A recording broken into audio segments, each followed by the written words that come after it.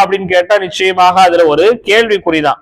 ஆனால் குறைஞ்சபட்சம் நேர்ல இருந்து ஓதுன ஒரு அனுபவமும் ஒரு ஆர்வமும் அவர்களுக்கு ஒரு கல்வியினுடைய திறனும் ஏற்படுவதற்காக 3 வருட காலங்கள் இன்ஷா அல்லாஹ் ஆலிம் பிளஸ் ஆலிமா வகுப்பு என்பது நடைபெறும்.